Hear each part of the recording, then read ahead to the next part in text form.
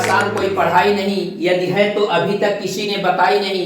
आज हम कुछ विशेष हिंदी भाषा में प्रयुक्त होने वाली ध्वनियां या वर्ण और उनके प्रयोग के विषय में बताने जा रहे हैं, जो कि कंपटीशन के लिहाज से बड़े इंपॉर्टेंट महत्वपूर्ण होते हैं।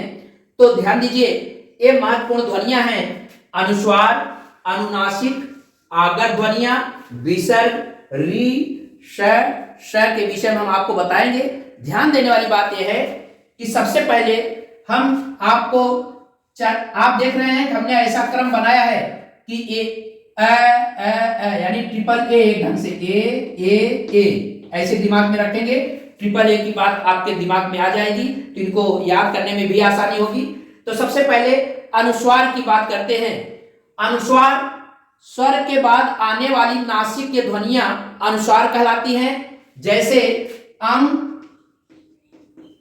और हिंदी वर्णमाला के प्रत्येक वर्ग के पंचमा अक्षर, जैसे न, य, ड़,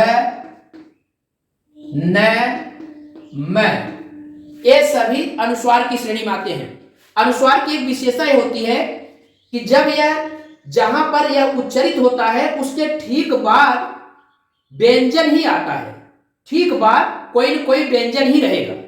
और इसकी एक विशेषता होती है कि जहां पर जिस वर्ण के बाद इसका उच्चारण होता है, ठीक उच्चरित होने वाले स्थान के पहले वाले वर्ण पर इस अनुस्वार के प्रतीक यानी ऊपर एक बिंदी लगा करके इस प्रतीक द्वारा इसको हम प्रदर्शित करते हैं। जैसे गंगा, गंगा, अब आप देख रहे हैं ग के बाद इस अनुस्वार का उच्चारण हो रहा है, तो हम उसके ठीक पहले वाले वर्ण पर इस बिंदी को लगाएंगे, गंगा। इसी तरह से अंत, इसी तरह से दंगा।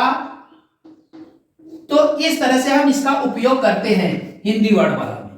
तो ध्यान देने वाली बात हमने आपको बताया कि यह जहां उच्चरित होता है उसके ठीक पहले वाले वर्ण में इसका प्रयोग हम करते हैं।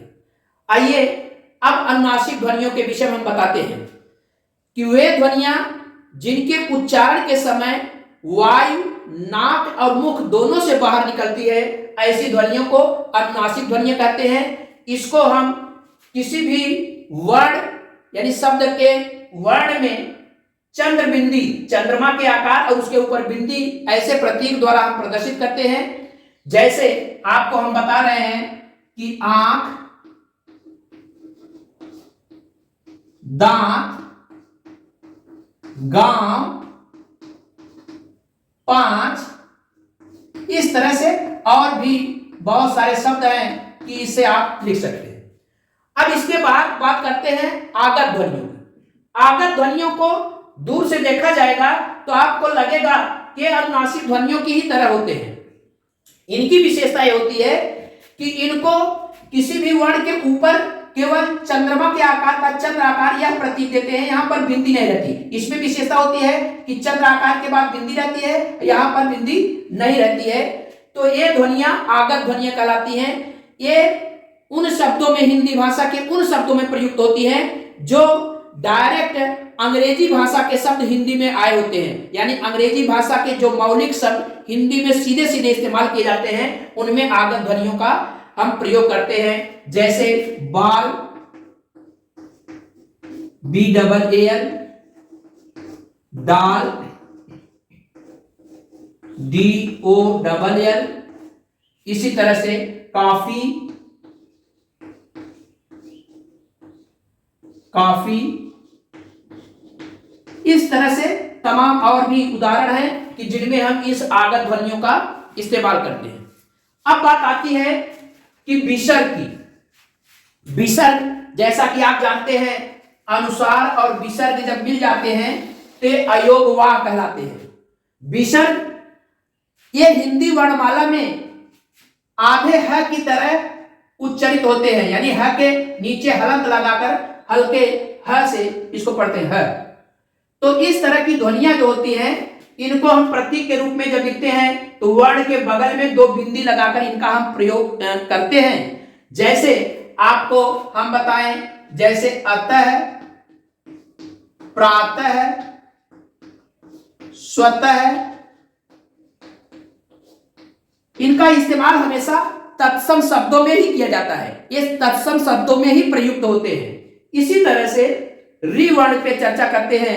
आप जैसा कि जानते हैं कि यह री एक तरह का ये स्वर है जिसको इस तरह से री द्वारा उच्चारित करते हैं, और इस री को एक प्रतीक के रूप में हम इस्तेमाल करते हैं।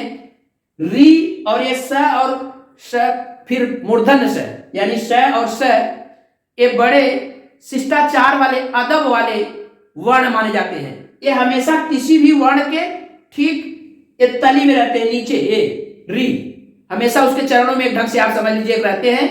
और इनकी विशेषता ये होती है कि ये स्वतः अपने मौलिक रूप में भी शब्द में इस्तेमाल होते हैं और इस प्रतीक के रूप में भी इस्तेमाल होते हैं, जैसे कृपा और वृथा, पृथ्वी इत्यादि। इस तरह से बहुत से शब्दों में इसका हम प्रयोग कर सकते हैं।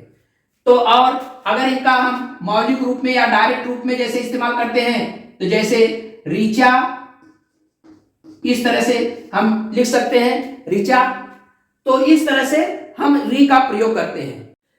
इस री वर्ण की एक विशेषता और होती है कि यह हमेशा संस्कृत भाषा के जो शब्द होते हैं, जो संस्कृत भाषा से हिंदी में आए हुए शब्द होते हैं, उन्हीं में इसका इस्तेमाल होता है।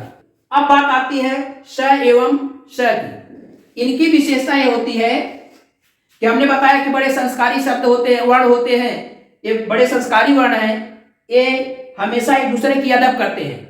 जहां पर बड़ा स और छोटा स एक साथ आता है तो हमेशा बड़ा सा पहले रहता है, छोटा सा उसके ठीक बाद रहता है, यानी क्रम में बड़ा सा पहले होता है। बड़े स का ये अदब करते हैं तो इनको पहले स्थान देते हैं, फिर अपने आते हैं। तो ध्यान देने वाली बात, जैसे शेष मणि, शेष मणि, और जैसे शोषण, इस तरह से। और इनकी एक विशेषता होती है कि जब ये आधे अक्षर के रूप में प्रायः प्रयुक्त होते हैं तो ट वर्ग के प्रत्येक वर्ण में हमेशा इस शब्द, इस स का प्रयोग किया जाता है। ट वर्ग के प्रत्येक वर्ण के ठीक पहले इस स का यानी मूर्धन्य स का ही प्रयोग करते हैं। जैसे आप जानते हैं दृष्टि, सृष्टि, इस तरह से बहुत से और भी, जैसे पृष्ठ। तो इस तरह से बहुत से, अगर हम ट वर्ग के वर्ण देखें तो उसके पहले अगर आधा मूर्धन्य स या स आता है तो हमेशा ये मूर्धन्य स ही रहता है। तो इस तरह से हम इन वर्णों का विशेष तौर पे इस्तेमाल करते हैं। कंपटीशन में इससे सवाल पूछे जाते हैं। हमें उम्मीद है कि अब ये जानकारी होने के बाद इस तरह के किसी भी सवाल को आप गलत करके नहीं आएंगे। फिर अगले किसी टॉपिक के साथ हम हाजिर होंगे एक सरल तरीके के साथ। तब तक के लिए धन्यवाद।